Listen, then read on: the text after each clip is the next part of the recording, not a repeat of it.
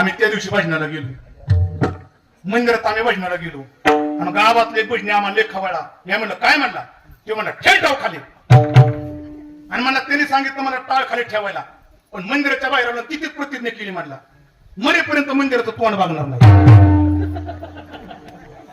काय म्हणला? मला थोडं याच्यावरती विरोधात्मक बोलायचंय.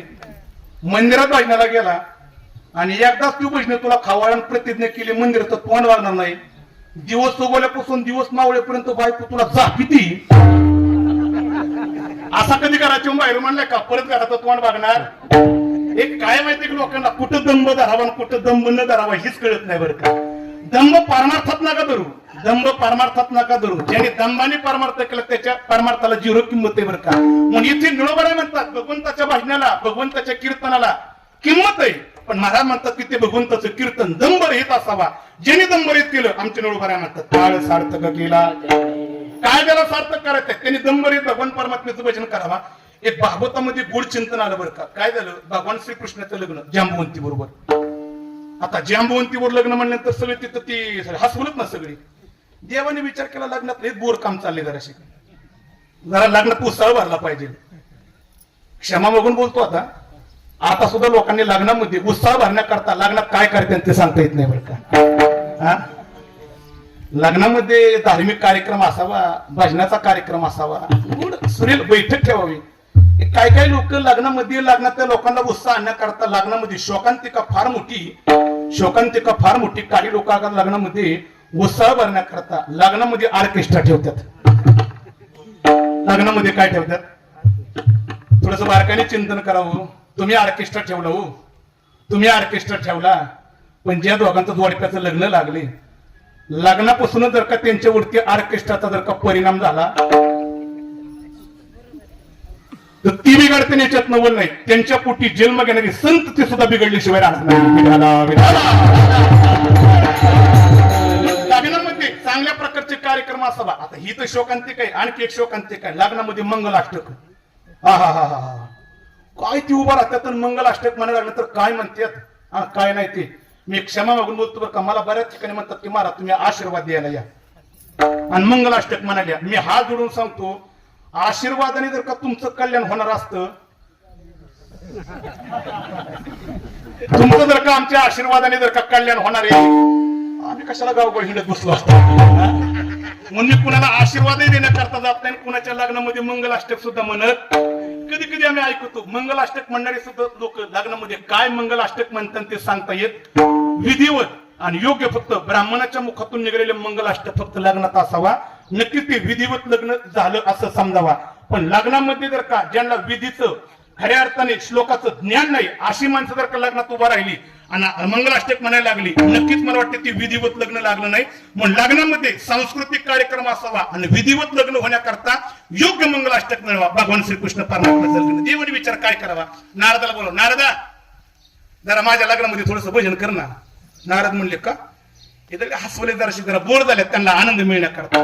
नारद हा देवाच्या पुढे हसून म्हणला देवा काय तुला येडबीड लागलं काय? हे सगळे हसवलं, ह्यांना काय गाण्यातलं कळतंय आणि यांच्या पुढे भजन करायचं.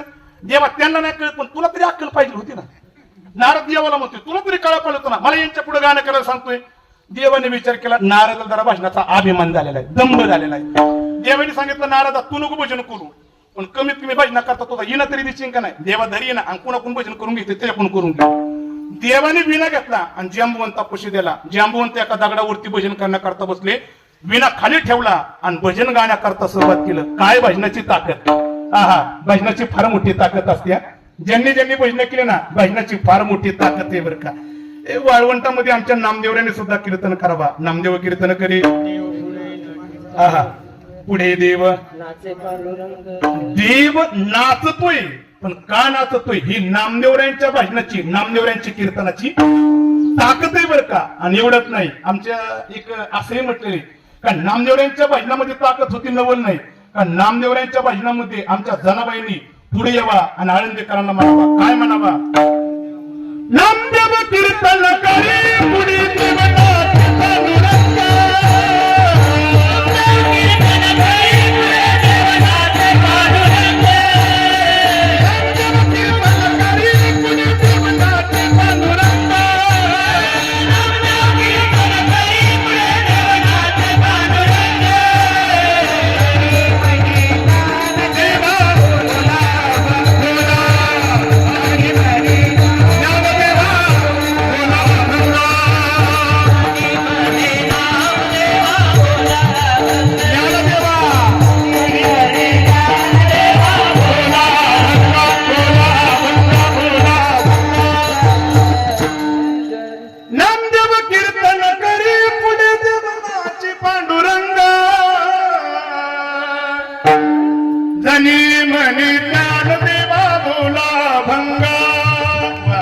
ज्ञानोबरांना पहिलं प्रमाण म्हणण्याकरता सांगितलं. मग मला सांगा, ज्या कीर्तनामध्ये ज्ञानोबराय उभा आहेत आणि ज्ञानोबा जर का प्रमाण म्हणतात, ते कीर्तन म्हणजे काय? सामान्य कीर्तन आहे काय? कीर्तन कुणाचं आहे? माझ्या नामदेवरायांचं कीर्तन. आणि त्या कीर्तनामध्ये ताकद काय?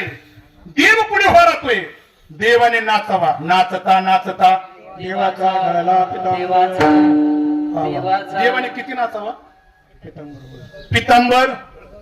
आता थोडस कडवड बोलू का?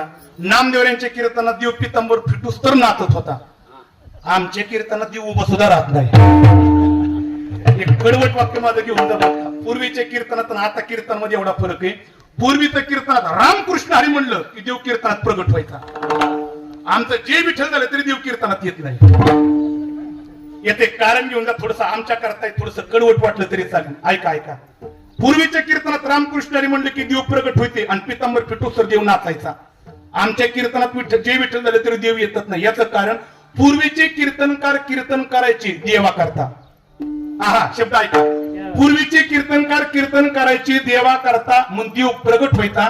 पण आताच्या कीर्तनात जे विठ्ठल झाला तरी देव येत नाही. कारण आताचे कीर्तनकार कीर्तन करता देवा करता नाही, लक्ष्मी करता. ज्यांनी लक्ष्मी करता कीर्तन केलं देव कधीच येणं शक्य नाही. देवा करता कधीतरी येतात. कीर्तन करा, देव तुमच्या कीर्तनामध्ये प्रगट झाल्याशिवाय राहणार नाही.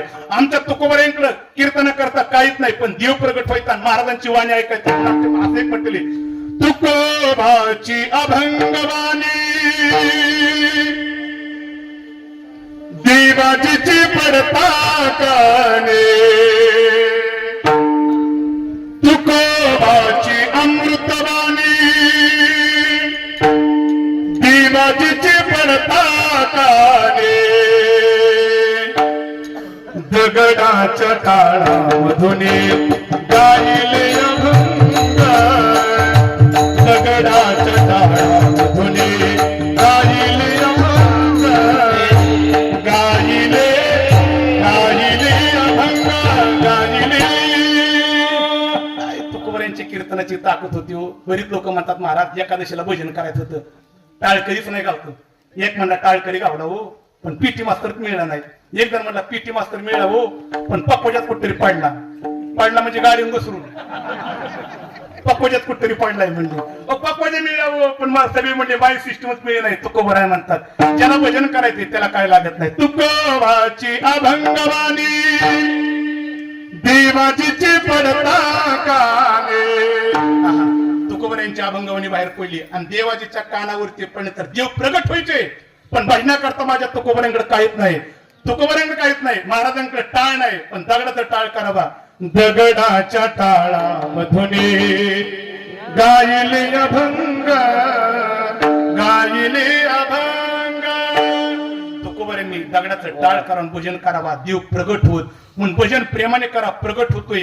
खऱ्या अर्थाने जांबवंताचं भजन चालू आहे आणि भजन प्रेमात आहे. एवढी भजनाची ताकद की त्या ताकदीमध्ये खऱ्या अर्थाने ज्या दगडावरती विना ठेवलाय दगडाचं पाणी झालं. दगडाचं पाणी झालं. काय भजनाची ताकद आहे. आणि जांबवंताचं भजन झालं, ज्या दगडाचं पाणी झालं दगड परत आटला. पण आटल्यानंतर विना मात्र त्याच्यात रुतून बसला. जांबवंत तशीच उठली आणि देव नारदाच्या जवळ गेले. नारदा भजन झाले, चला आपापल्या घरी. नारद म्हणले देवा घरी झालं, पण माझा विना घेऊन गेला होता तेवढा विना दिना. देव म्हणले नारदा तुझा विना ठेवलाय त्या दगडावरती, जा दगडा घेऊन येऊ. ज्यावेळेस नारद पाहण्याकरता गेले तर दगडामध्ये विना रुतलेला आहे. नारद म्हणतोय देवा दगडामध्ये विना रुतलाय ना. देवाने सांगावा नारदा अरे जांबवंताने भजन करावा. आणि दगडाचं पाणी केलं. दगडाचं पाणी केलं. तुझा विना जर का दगडात रुतून बसलाय ना, तू पण भजन कर आणि दगडाचं पाणी कर आणि तुझा विना घेऊन जा. नारदाचा अभिमान तिथे गळाला. जिथे अभिमान आहे त्याच्या भजनाला अर्थ नाही. पण महाराज म्हणतात की कीर्तन करावा, भजन करावा, वारीत भजन करावा, कीर्तन करावा, पण ते दंबरहित असावा. ज्याने वारी केली तिची जन्म मरणाची वारी चुकली. मग महाराज असं भजन करावा, कीर्तन करावं वारीमध्ये. पण करत असताना भजनामध्ये आम्ही आमचा खऱ्या अर्थाने नेमकं भजन करत असताना किती भजन करायचं, किती भजन करायचं आणि आपलं जीवन भजनामध्ये किती सारायचं याचं चिंतन केलं अभंगाच्या पहिल्या